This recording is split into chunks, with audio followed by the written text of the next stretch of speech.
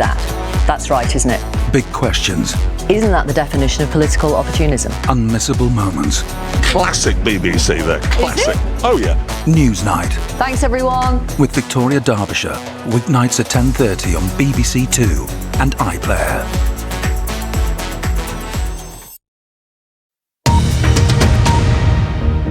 This is BBC News. We'll have the headlines for you at the top of the hour, which is straight after this programme.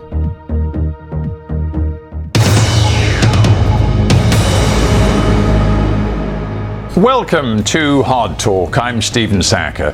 For almost 3 decades, these studios have been the place where we at Hard Talk have sought to hold those with power and influence in our world to account. It's journalism that has mattered to us, and we hope it's mattered to you too.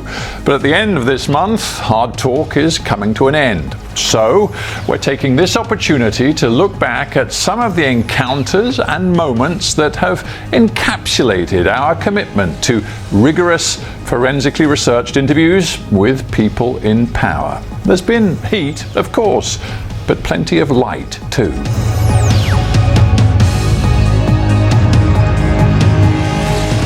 Sobre todo el periodista inglés de la BBC de Londres, muy bueno y duro. Tiene un programa que se llama Diálogo Duro. A mí me gustan más esos periodistas duros así, como los pitchers así duros. Mejor porque sale la línea más fuerte. Nos dimos duro.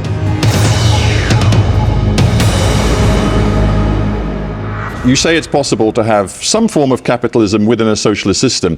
Is it possible to have genuine democracy and genuine respect for the rule of law within your socialism? Te voy a decir algo. Hace 11 años yo llegué aquí y yo era un iluso que llegué incluso a creer en la tercera vía. Es una farsa. Yo pensé que era posible articular, ¿no?, un capitalismo a lo renano, un rostro humano del capitalismo. Pero me di cuenta que no, estaba equivocado. En el capitalismo es imposible la democracia. El capitalismo es el reino de la injusticia y la tiranía de los más ricos contra los más pobres. Ya lo decía Rousseau, entre el poderoso y el débil la libertad oprime, solo la ley libera.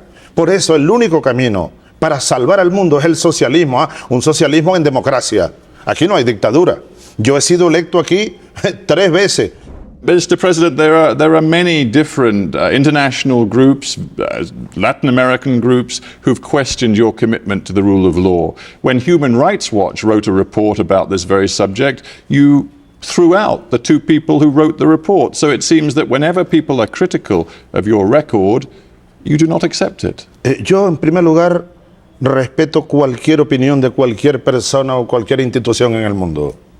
Pero tengo el mismo derecho de replicar cuando creo que están mintiendo o que están hablando la verdad a medias o que se sustentan en mentiras para hacer acusaciones permanentes contra Venezuela. Yo quisiera ver los informes de derechos humanos en relación con el gobierno de Estados Unidos, que bombardea ciudades, que mata niños. Inevitably, some recurring themes have emerged in our interviews with leaders from around the world. Respect, or lack of it, for human rights and the rule of law, integrity and honesty in government. I've had the privilege of asking the kind of questions which citizens want answered, but which journalists in many countries are under enormous pressure not to ask. There is an authoritarian tendency in Sri Lanka. No. Is it justifiable, for example? No, see, this is very unfair to use these words. No, it's very unfair. We have a democratically elected president.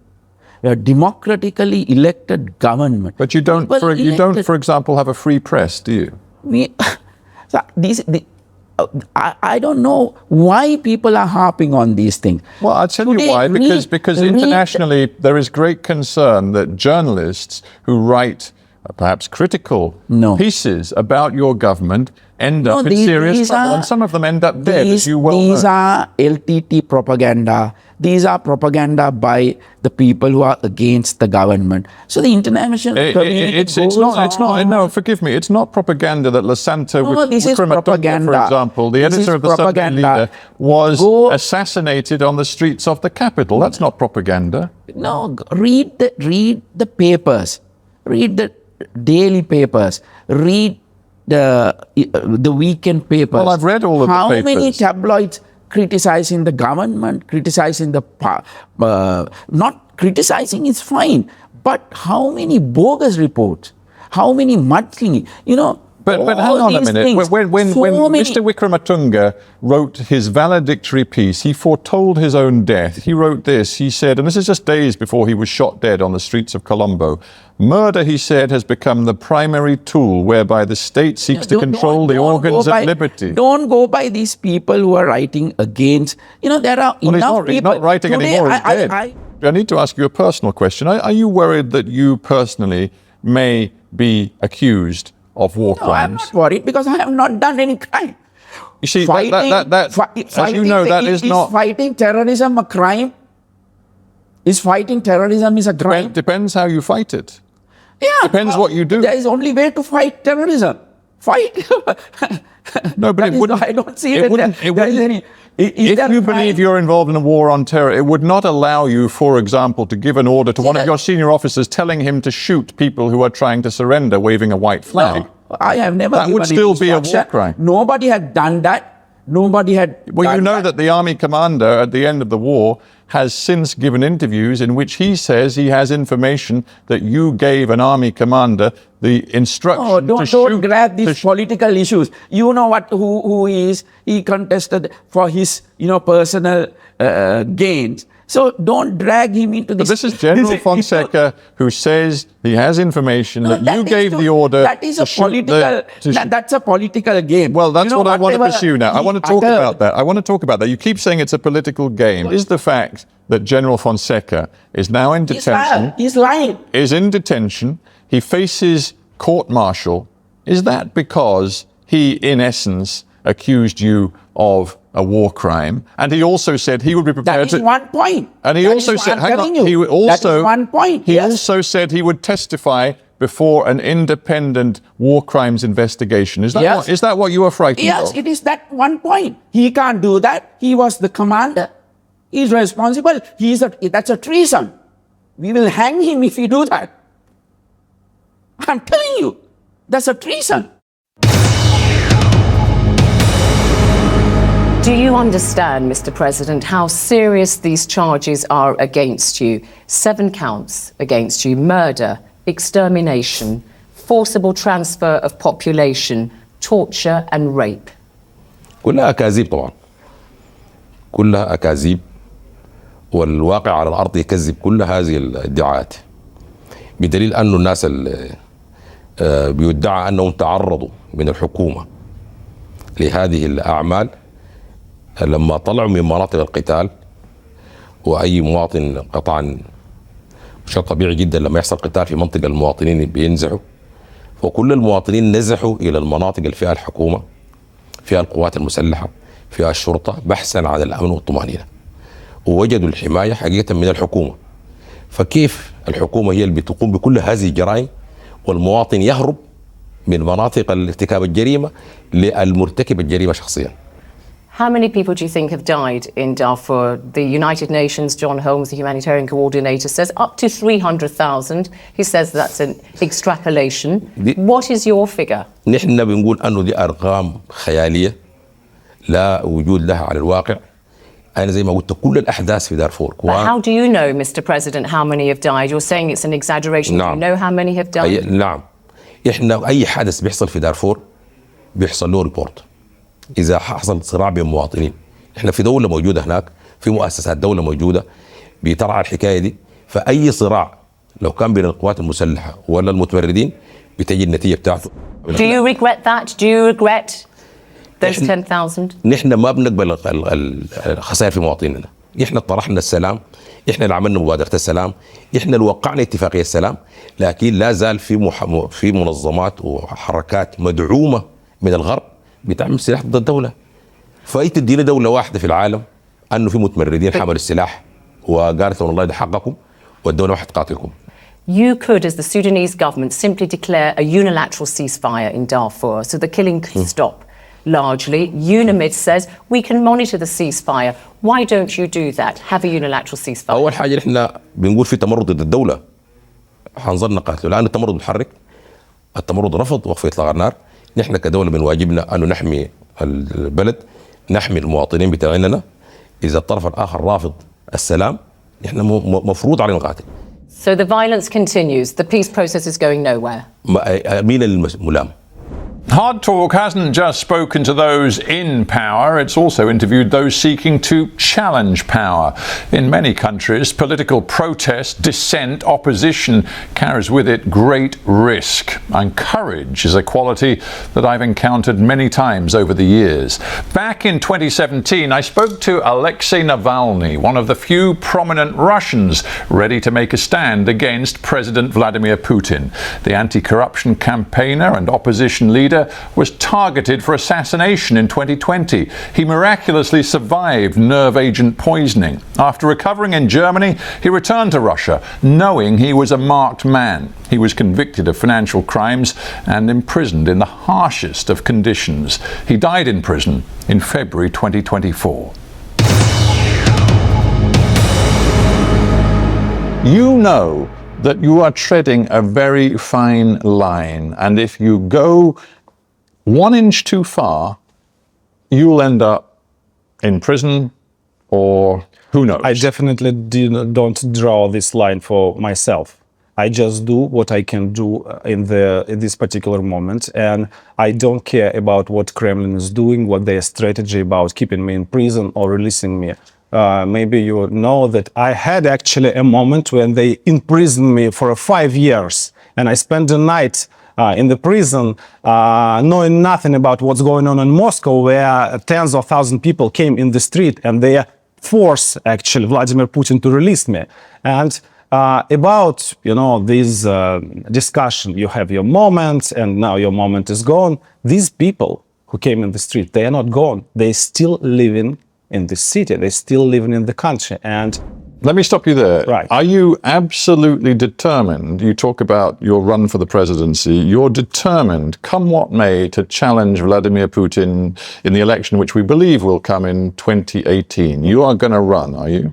Yeah, I'm going to run, and I'm not a naive person. I understand that Kremlin is very unhappy with me running, and I understand that they will do everything to prevent me from running. And recently, several Kremlin officials said that he's not allowed to participate. But still, I'm going to appeal to the people and ask for them support. I mean, in this office where we speak, you've already got your logos organized, Navalny 2018, but I put it to you that if you lose this court case in Kirov, based on accusations of embezzlement and fraud, you will be barred from running. And whatever you tell me about your determination... It doesn't nothing in the current country. Well, as I said, they imprisoned me for 5 years and they released me on the next day. So what kind of law? The same with my participation in mayor election. It was almost impossible to participate. But when people came in the street and said, we are not going to recognize this election without him participating. So you think you can use people power against Putin? Actually, it's only tool I can do. It's only I have. But people support. Mr. Navalny, I'm tempted to say to you, get real. You know what happened to Khodorkovsky. You know what happened to Kasparov, who's now in exile. You know what happened to Boris Nemtsov. To get real? I am real. I can assure you that I'm real, and I have my brother spent his time in jail. He's took away from his family, and as you mentioned, he's in solitary confinement. And they are really torturing him every time when I'm issuing new investigation. So I'm a guy from the real life here in Russia, and I understand everything. And I do believe that people's support can prevail the strategy, what kind of strategy Putin has against me. At Hard Talk, we've strived to maintain a reputation for independent, impartial interviewing. That's why people have been prepared to talk to us across the deepest divides. I just spoke to Alexei Navalny, perhaps the leading voice in opposition to President Putin in this country today, a man who has declared he wants to run in the presidential election slated for 2018 against Putin. He said to me, you know why Putin fights these wars, why he is projecting Russia's power in different arenas around the world? He is trying to distract the Russian people from what is going on inside their own country. The millions and millions condemned to live in poverty. The systemic corruption, which is seeing a tiny elite at the top enriching themselves on the back of the majority of Russians who see no growth, no prosperity. That's what he's going to campaign on, and that is going to cause you and your boss a great deal of trouble. Well, unfortunately, we have a very weak opposition in our country. I wonder why that is. Could it be because they're not allowed access to state television, for example? No, it's not about state television. Well, you have modern media. You have modern media, and viewership of television is diminishing day by day. In Russia today, if you switch on the TV and you want to find an opposition voice, it is almost impossible. American president is winning elections using Twitter. In order to be a successful opposition, you have to be sustainable. You have to have a program of development of the country. You also have to be allowed a semblance of freedom. You have to be a person who is not at risk of being assassinated, as Boris Nemtsov was just 100 meters from the Kremlin. You have to be a guy, unlike Alexei Navalny, who finds his brother is locked up on trumped-up charges and he himself is facing more trumped-up charges. You need a space, a freedom to operate and build a political movement. In Russia today, you know as well as I do, that's impossible. Why don't you think that they are not fair charges? Because the European Court of Human Rights has declared that they are political, and it said that they were illegitimate. We don't agree with that. You don't agree with the European Court of Human Rights when they analyze all of the evidence? I'd rather trust our own court. And we do have much more confidence in our own court system. Do you read Alexei Navalny's Anti-Corruption Foundation website? Once in a while, yes. You'd have seen your own name up there recently. Yeah, most frequently. Yeah, he wants to know how come a guy like you, a public servant on a, not bad but modest salary, how you live in a villa, which he's very pleased to show me, which is worth, he says, because he's spoken to the realtors, $15 million. And of course, the very famous watch of yours, which was worth £400,000. Try to double check it with different real estate agencies. Try to double check that. Do you want to tell me how much your villa is worth? I'm very happy to take your estimate. If we're here to discuss the cost of my villa, I hope it's quite expensive. Hard Talk has travelled the world in pursuit of interviews that matter. It's taken us to dictatorships, to one-party states, war zones and disputed territories. But wherever we've set up our cameras, whether in a land where independent journalism is welcome or unwelcome, we've adopted the same impartial, rigorous approach. Whether in London or Washington, Caracas or Moscow, the job has been to hold power to account.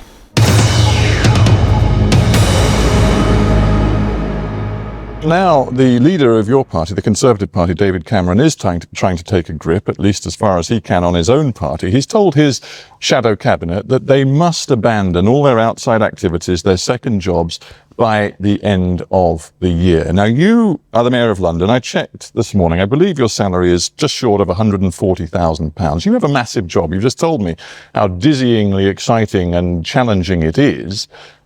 And yet, you have a contract. Yeah, I do. With a national newspaper worth £250,000 a year. Chicken fee, yeah, okay. Chicken fee. Now, listen, let's be. Do you think most people in London will regard it as chicken fee, particularly at a time of economic recession? That you're earning £250,000 on the side as a newspaper. Well, I don't presume to ask what you earn from the taxpayer. And I think that, frankly, there's absolutely no reason at all why I should not, on a Sunday morning, before I, do whatever else I need to do on a Sunday morning, should not knock off an article as a way of relaxation, a kind of mental. Why shouldn't I? I mean, do you really see a reason why I shouldn't? I think it's. I'm just looking at your party leader, who has sent a signal to all of his senior people saying you can't have these outside activities. If the public are to believe that we are truly committed to serving their purposes, we have to be fully focused on the job at hand. I'm wondering, when you're getting £250,000 a year from somebody else for writing, whether you're really fully focused on your job as mayor.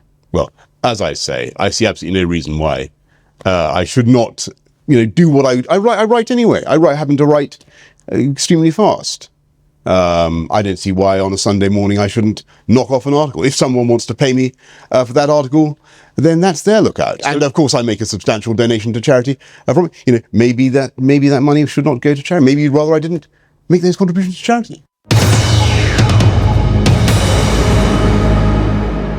You were at the center of the storm on January 6, 2021, when the Capitol was invaded by a rioting mob. They invaded your office. Yeah. People have since been prosecuted, convicted, and imprisoned for what they did.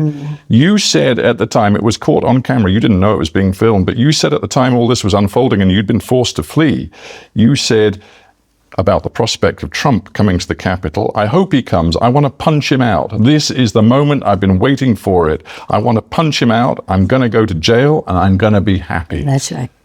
I said that, I didn't realize that would be broadcast or went out there, but yeah. I understand the level of your anger, but doesn't that suggest that you, in a sense, were drawn into this toxic political culture, which many Americans right now could lead to further political violence? Nobody get any equation or equivalence to my saying I want to punch him out, which I've wanted to do for a long time, but now he gave me more reason to what is happening at the Capitol. So don't try to put any I'm not suggesting that equivalence. All I'm saying is that your anger, your fury, your sense that this was undermining America's democratic system has its own feedback loop, and that right now American we're on the right track. We are honoring our oath of office to protect and defend the Constitution of the United States. Now, the Constitution of the United States on that day said that the peaceful transfer of power would be that Congress would accept the Electoral College vote. That is why they were there that day, to disrupt the peaceful transfer of power. Yeah, my oath of office said I have to defend that. There are many Americans, again according to the polls, who think Joe Biden should not run again because he's simply too old. But it's 3 years older than what's his name, your friend. He's 3 years older than he is. Yeah. That's a big deal. I don't wish to be ungallant, but you are 82 and you have handed over power in the Democratic Party, in the House of Representatives, to what you called a new generation. That's right. Should Joe Biden be learning from you? No, Joe Biden is the president of the United States. If we said we have a great president, he's accomplished more. People see Joe Biden's mental and physical health. They see it every day on their TV screens. They are drawing conclusions. A clear majority say he is too old, he should not run again. And that's Democrats as well as Republicans. Many of the Democrats, and if you ask those Democrats, they support Joe Biden. They're not supporting somebody else because Joe Biden is old. Joe Biden is wise. He has knowledge. He has a beautiful vision for America. He has knowledge of the issues, therefore judgment and wisdom. He has strategic thinking about getting things done. That's why his presidency has been so successful on the domestic front. He has empathy and cares about working class families, and we have to communicate that better to the American people, and that is what a campaign is about. I didn't hear you say any complimentary thing about anything that people have said about the president or our performance as elected officials. We don't care about the negative. We're about the positive. It's not about fear. It's about hope. And you'll see, 15 months from now, Joe Biden reelected as president of the United States with great pride. As you say, we'll see. It has been a pleasure and a privilege for us on Hard Talk to be able to bring you 3 decades of interviews with global leaders. I hope we've shown that accountability matters, maybe now more than ever. Thanks for watching.